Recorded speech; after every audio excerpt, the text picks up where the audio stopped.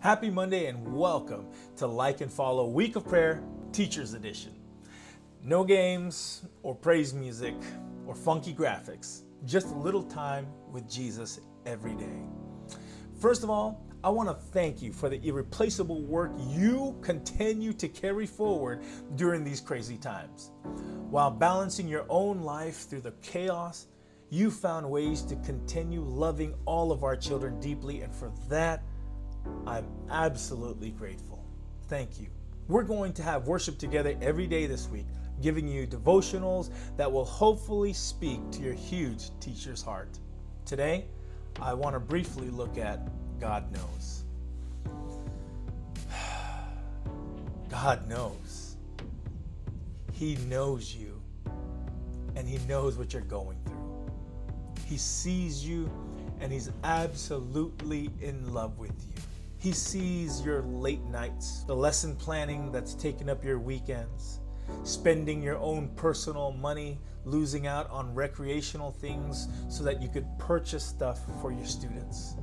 He sees how you've been praying for these kids long after they've left your care, being a spiritual and emotional bulwark even while you feel like your world is completely falling apart. Having parents complain and critique your abilities, administration silent to your cries for support, and the world generally just not seeing the load that you carry. But God knows you. He sees you, and He loves you. There are many things that most people don't even see. They don't witness the hard work that you do and the lack of sleep that you endure. But I just wanted to remind you this morning that He sees you and He knows what you've endured. He has seen the fruits of your labors in the children who've passed through your care and have succeeded in life. He's cried for those that, in spite your hardest efforts, chose contrary to it and is struggling through their lives today. He's seen each child who's laughed, cried, and been challenged in your class. And the kingdom of God continues to grow because of the foundational work you've done for each student. But trust that God also sees you in your moments of sadness, in your moments of weariness and brokenness.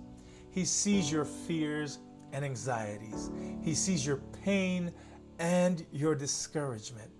He sees what you are going through, the fears of maybe not having a job next year, the problems that you struggle with at home, the closet dark spaces by which no one else can see, but He is there with you because God knows you. Today, I want to remind you, God sees you, knows you, and is for you. As Galatians chapter 6 verse 9 says, "Let us not become weary in doing good, for at the proper time we will reap the harvest if we do not give up." My teachers, you amazing human beings, do not give up.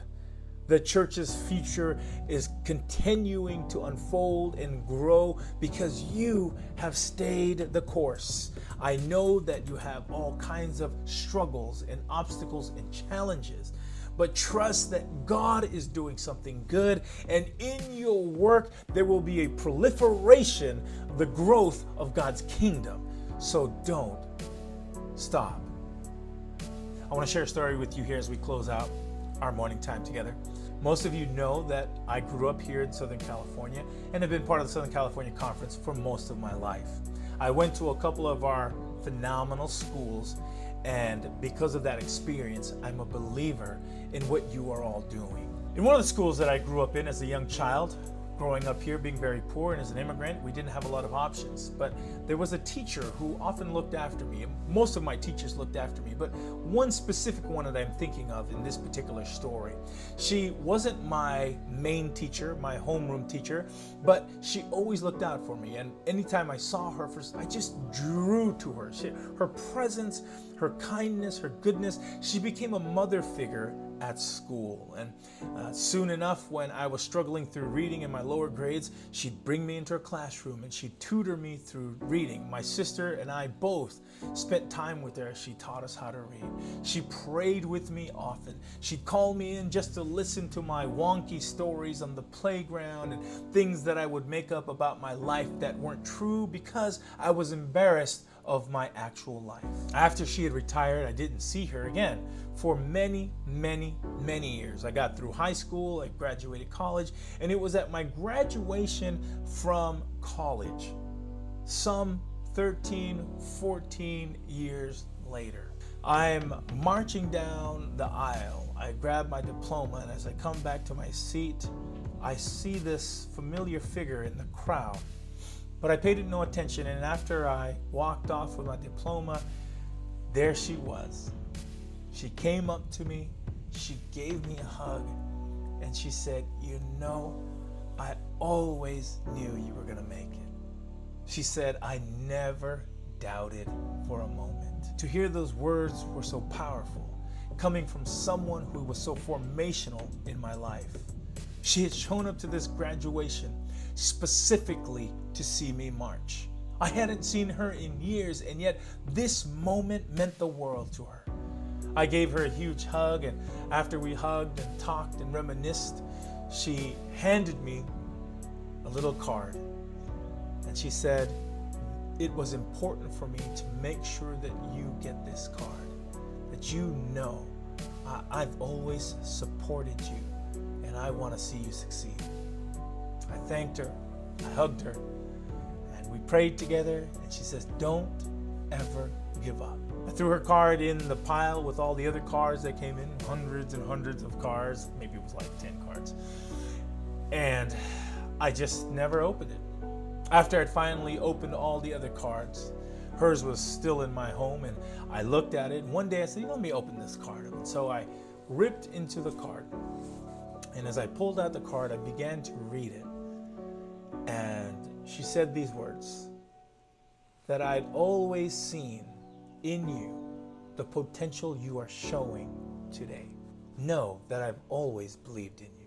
And after I read the card, I saw that she had left me a check. She had been caring for me and believing in me since I was in first grade. And here I am now able to again move forward in life because of the great work she did.